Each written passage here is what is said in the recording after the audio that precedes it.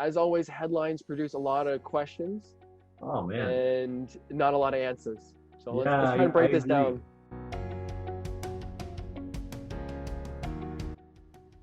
Hey, Paul, good to see you. Good to see you too, Sean. It's been a while. Yeah, it's been a while. I don't know what happened. We just kids going back to school and things getting busy in life. It's I know that the our fans have been clamoring for more content from Oh yeah, yeah. It's constant emails when the next update is. That's right. And we've got a big update today as a result, right? We're going to talk about the Trev numbers. You've got some good analysis on that. And Yeah. we're going to jump into some of the headlines that we've got. As always, headlines produce a lot of questions Oh, man. and not a lot of answers. So let's Yeah, try and I break this agree. down. Whatever, I don't really even have to read the headlines because somebody's going to ask me, "Oh, I saw that the bank was saying this, or I saw that, the Bank of Canada said that." I'm like, "Well, that's these big headlines come out of nowhere, or some random newspaper has a headline that gets people going, and then that's what I talk about for the next 2 or 3 days." Yeah, 100%. Oftentimes we're dissecting what was in the headlines rather than what's actually in the article. That's right. That's right. Uh, Exactly. anyway, so So let's jump in. I got to share screens here with you, yeah, beautiful. and I actually have the right month on it this time. We're getting better. Yeah. Okay. So the September market update. Again, we want to jump into the sales, average price, and inventory, the biggest indicators of what's happening in the market. Here's what everyone's kind of talking about: the average price hitting that new record price of 960,000, and you can just see how well above that is, previous years, and compared to the historical average prices, you can see that average prices are continuing to rise across the GTA. And I'm going to break down kind of later in this presentation where we're seeing the difference in rise, because there is a difference between what's happening in the condo market, the housing market, and the suburbs. That's great. I know a lot of people have questions about what's going on with the condo market. Exactly. So here's the number of sales. Like, this is what captured headlines: 11,000 sales in the GTA last month, and that's up 42% from last year. So again, that looks astronomical. Even when you compare it to the 10-year average, it's up 51%. So even higher when you compare it to where we usually are on a 10-year average. But what that really means is it's a lot of it is just pent up sales. It's pent up demand across the GTA. Because when you look at our 10-year or year-to-date sales, so this is all the sales throughout the year, you can see that even though we're kind of hitting these high numbers of 10,000 in August, 11,000 in September, we're still playing catch up from where we usually are. But we seem to be making up ground. I love this comparison of where we are compared to where we were. It seemed like we're closing that gap. Maybe October, if we have another really strong October, we might see that even closer then.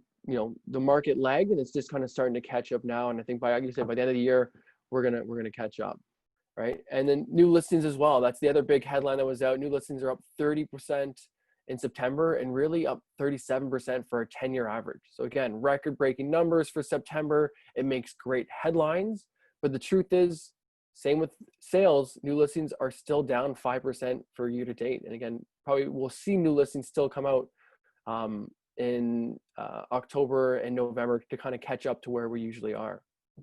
Do you think it's realistic that we'd make up all that ground? Like, it was such a dramatic drop off that no wonder we're behind where we were in terms of year-to-date listings, even though the market has been strong lately. It's just such a deficit to try to make up.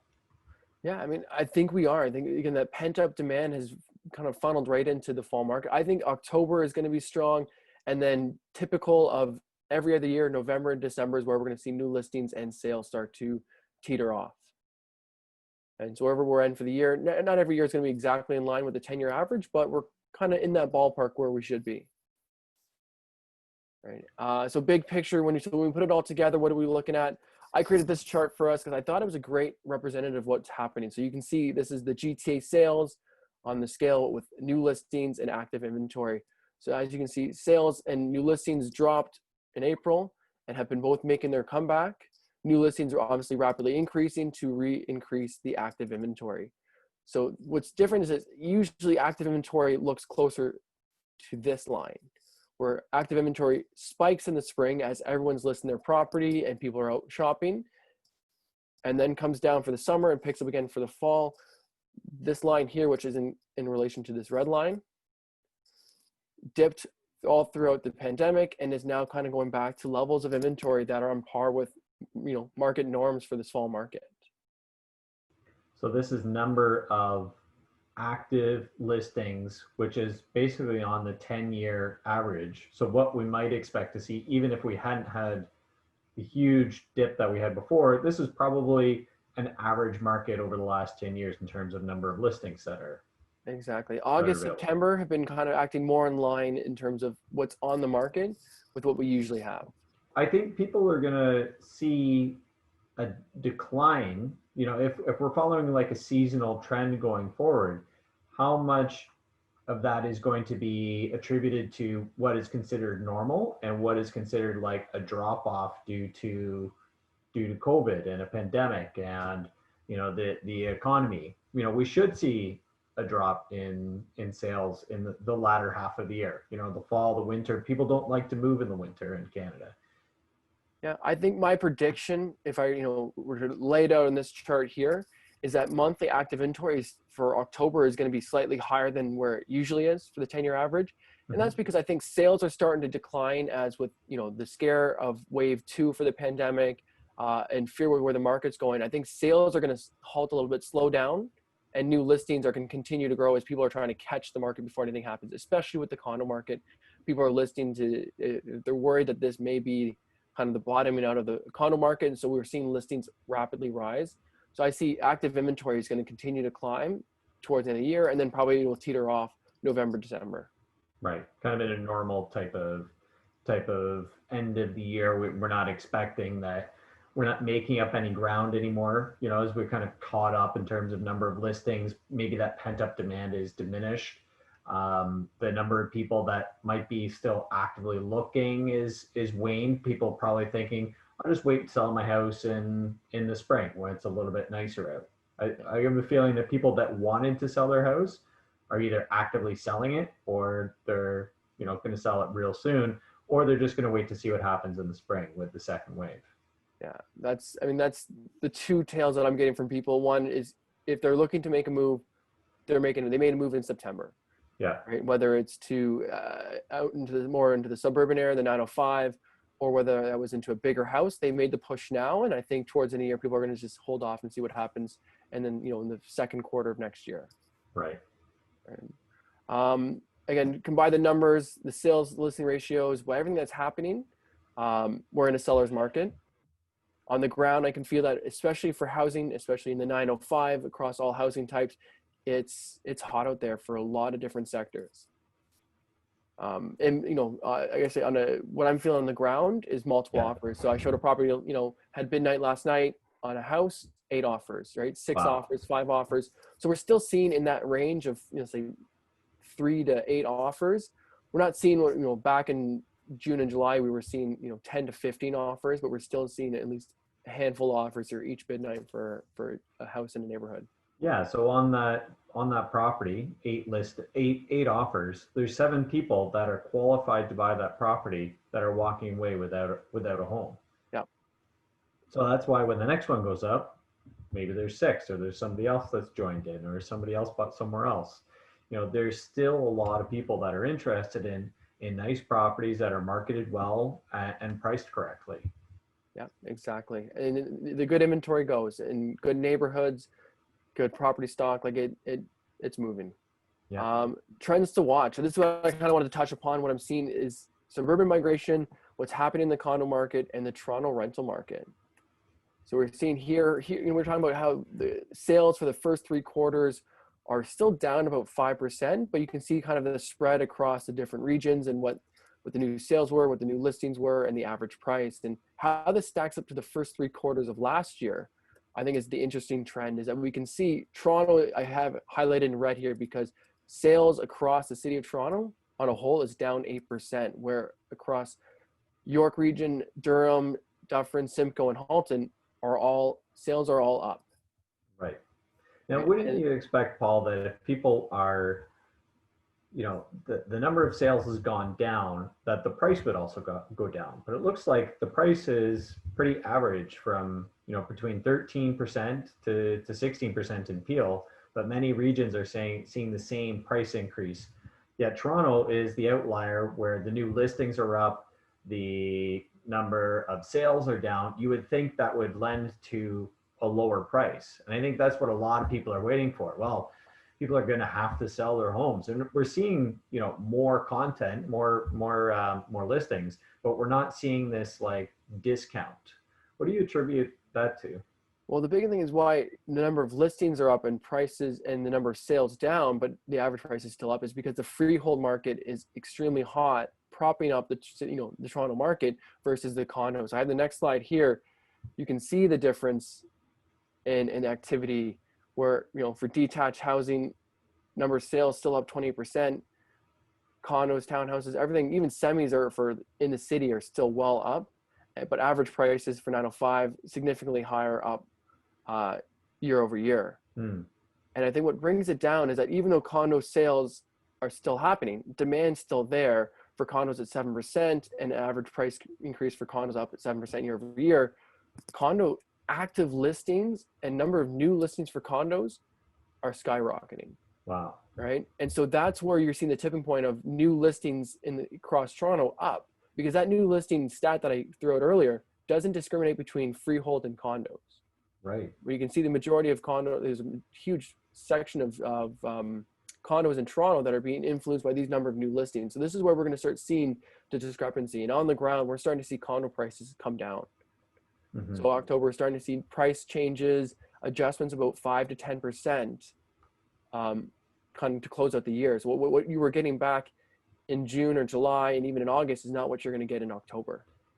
Right. So do you think, so a lot of new listings, prices, people are not buying as many, but there's just not available to, or they're not able to buy all the supply that's all of a sudden there. So you would think, okay, so prices are going to come down 5%, maybe 10%. Is this maybe what the CMHC was kind of forewarning to, is that there's going to be more supply, those prices are going to go down? Now, obviously we're not seeing it on average prices for all properties, at least in Toronto, but we are seeing it for individual segments of the market, like the downtown condo market, where there's all of a sudden a lot more supply. Yeah, I think what we saw, what's kind of preventing CMHC's prediction coming true was the fact that these condo buyers who are listing, who would have bought in these condos before and propped up the condo market, are opting to buy in the suburbs. So they're buying, instead of a $600,000 condo, they're buying a $600,000 townhouse out in Peel or Halton, or getting that detached house by going further out. So there's still buyers propping up the floor. The average price for Halton, for Durham, which is typically much lower, is being kind of keeping the overall average price up, even though condo prices are starting to come down. So I think we're just seeing a reallocation of where people's priority is. So yeah, the migration out of the downtown core. I mean, right. it happened before, right? Like people were really situated into the core in the, the 50s and 60s, and then they moved out to Scarborough. They moved out further in the 80s to, to Mississauga and to Pickering and Durham. So I think this happens, right? I think this is a trend that has happened before. For whatever reason, people's jobs move. Before, in that time, there was more jobs that are available in the suburbs. There was factories that were open, and that would cause people to move out. Now people are not tied necessarily to the downtown core, where, being in the path and being in an area where you want to have a shorter commute. Yeah. What I actually was reading an article this morning that was talking about the number of rentals that are all of a sudden available, and that correlates nicely with the number of condo listings that are available as well. Is that people who are most affected by the pandemic are people that are in the tourism area, in the restaurant business, where it makes sense for them to rent a condo or an apartment that's downtown, it's close to work, or they're going to school. But all of those jobs have kind of disappeared recently. People aren't able to work in restaurants like they were. They're not able to work in the tourism area. So they're moving out of the core. They're probably, in a variety of places. I don't want to make assumptions on where they're all going, but certainly there's a number of people that are going back and living at home, back to the family house for cheaper accommodation. And as well, like school is now online for a lot of students. You don't need to move downtown. Yeah. Maybe their parents have bought those condos and they decide, well, maybe they'll just do school virtually. They're going to sell that condo, or they're no longer going to need to live in that condo. I think that's where we're seeing the correlation of the number of listings, and we're seeing the number of rentals going up as well. Yeah. No, I 100% agree. I mean, I think a lot of this is a short-term trend. Again, from the 50s and 60s, it was about urban sprawl, growing urban populations outside the city and the suburbs. And then as, the mentality switched into having more of a lifestyle, people were moving into the city for the amenities and to reduce their commute time. So as density increased, obviously in the 1990s when the city, the province wanted higher density in the city and started allowing for taller buildings, people could move, more and more people could move downtown. And so they were going downtown to avoid the commute and be closer to all the attraction that the city has to offer. During this Absolutely. pandemic, when a lot of these attractions are closed, a lot of restaurants, clubs, theaters, all that stuff is either limited in capacity or closed. Adding the fact that we can all now work from home and remotely is acceptable. The people's choice are, well, why pay those high rents? Why pay for a condo to get small space downtown and sacrifice for those amenities I'm not using, or for that commute I don't need?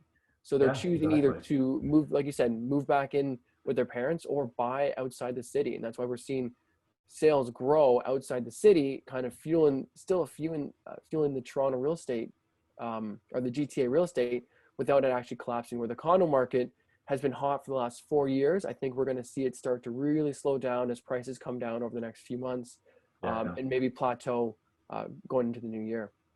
I know we had friends that looked at, their house and thought, I don't want to live here through the winter. We're going to be all cooped up. There's nowhere to go. They want more space in their house, which is more readily available outside, the city core. Yeah. Yeah.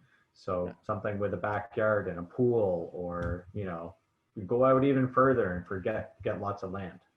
Yeah, no, 100%. I mean, I have some more slides here on the condo prices still have gone up, and I see them kind of coming down after this. Condo prices still have gone up, and I see them kind of coming down after this. But this is the article that you were talking about by Realosophy. They did a great job Yeah. posting, and this condo rental inventory takes a long time to track because it's not something that's really tracked by the Toronto Real Estate Board. Realosophy actually went out and it calculated all this information themselves, and you can see the number of listings are up almost 9,000 units. And I saw another post break it down that's saying that 65% of those those condo listings for rent are concentrated in the CO1 and CO2 district, which is basically Dufferin to DVP, Bloor to the water. So the majority of these 9,000 listings are really concentrated in the downtown core.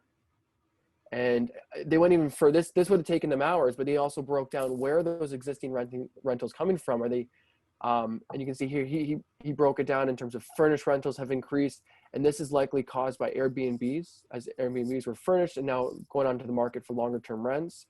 Existing rentals were the biggest increase, as like I said, a lot of people are choosing to go work from home and not pay the high rents of being downtown, maybe save some money up or buy outside the city. So those existing rentals are flooding the market. New buildings were a small factor. Investor purchases and previous owner occupied are less of a demographic, but I think the biggest two have been this furnished and existing rentals increase. Yeah. My initial hypothesis was that it was those Airbnbs were like flooding the market, and that's what was causing it. What I didn't consider was the number of people that just wouldn't need to live downtown anymore, and they could move out of the city, and they could vacate those existing rental properties because they don't need to go to their restaurant job. They're not going to school anymore. There's a whole pile of people that are most affected by the pandemic that are vacating the city. And then I think there's the high profile ones that we read in the paper about, somebody bought a house near a ski hill and they're just changing their whole lifestyle. And I think that's a part of it. And I think those really stick in our minds. But I think that a large number of people leaving the city core are the low income earners that are kind of making the tourism, the restaurant, the hospitality industry really go in the core. We touched upon this earlier in the year about the demographic. Those industry demographics are the least percentage of home ownership. Right. I remember we talked about that. So when they were unemployed or temporarily unemployed during the pandemic, they had the least impact on resale.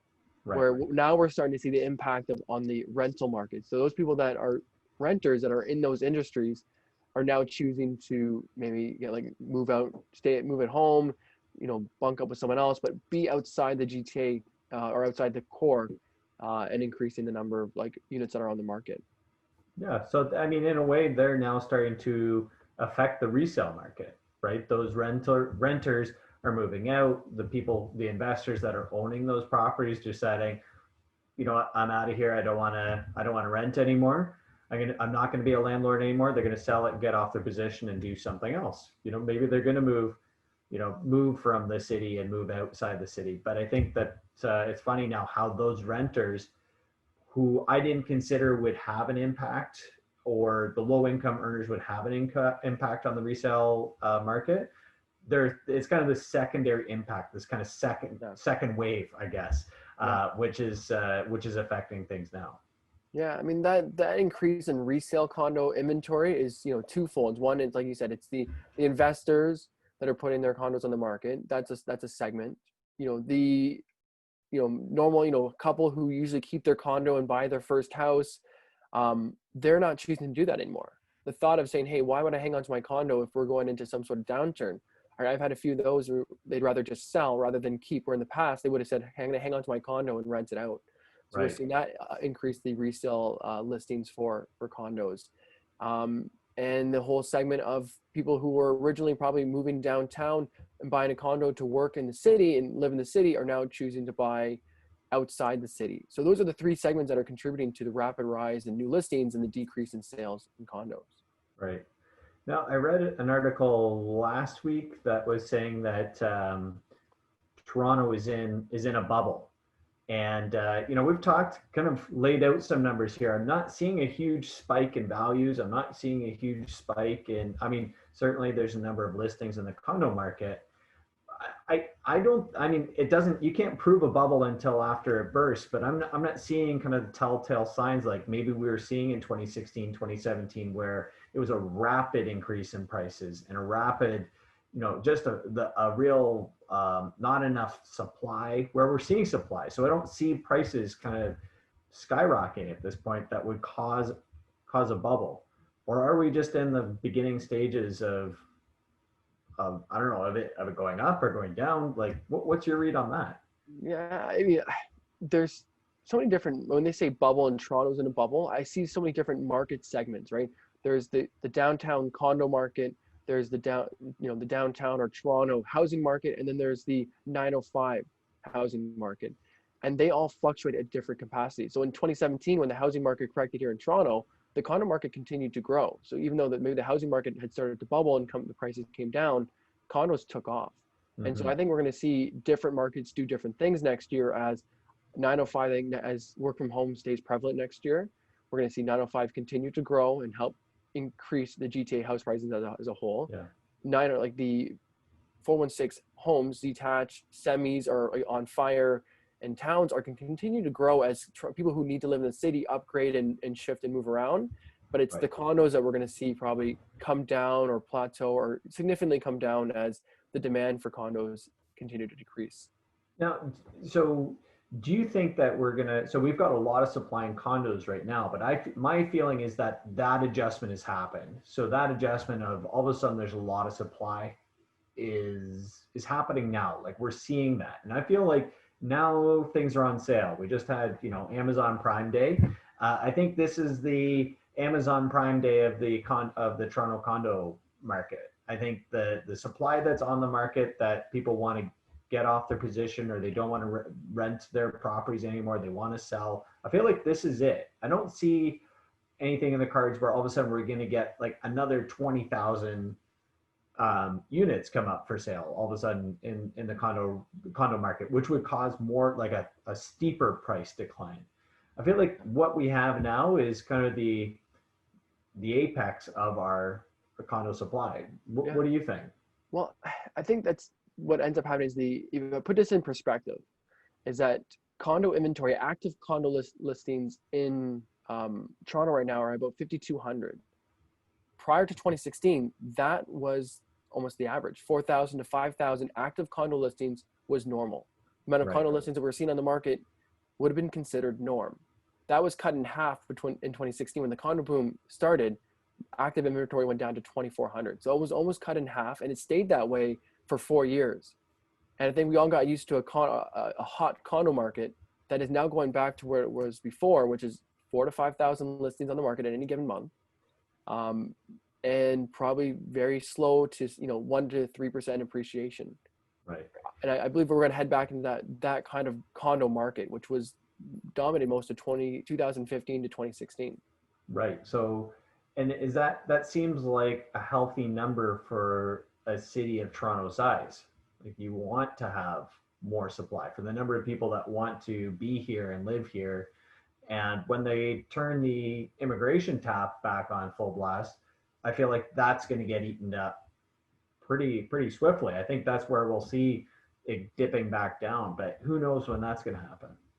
Yeah, again, the number of factors that it's going to return condos back to the glory days next year, or potentially late next year, whenever it happens, is when offices or retail and amenities in the city start opening up again. So people are working less from home. I think the Right. work from home trend is not a permanent. I think there'll be a new proportion of people working from home or having more flexibility, but Mhm. ultimately the office will come back. And so we'll have greater influx of people moving into the city. Immigration is another huge one. They make up usually about 100,000 immigrants in a year come to the city of Toronto. We're down to, I think, 75 this year. So when that comes Okay. back up, we're going to see more condo inventory being picked up there. So we'll see condo inventory start picking up again, but it's just at what point next year, and that's pandemic related. Like how long is phase 2 going to be in? Is there going to be a phase 3? So as things continue to stay shut down, I see it impacting condo inventory the most over the next Yeah, I think the quarters. opportunity is. I think the opportunity is now, or in the next few months. If you're looking to make an investment or you're looking to get into the market, like now's a good time to get in and get something that would be, that would be available and at a good price, and you don't feel like it's going to be a million bids against you. You can do it at a little bit more of a sophisticated price than before, where a condo would come up and you need to make an offer that day. Go see it, bring your deposit check. Yeah, I agree. I think so. We'll keep watching. We'll stay. Me and you, we'll stay on top of it. Yeah. We'll get back to our regularly scheduled programming. Yeah, and maybe talk about a little bit more, dive into condos versus housing, because I think that, again, like you said, a lot of people are asking what's happening in the condo market, Yeah. and there's a lot going on. Amazing. All right. It was good to catch up with you again, Paul. Looking forward to the next video. Always a pleasure, Sean. All right. Have a good one. You too. Talk soon. See ya.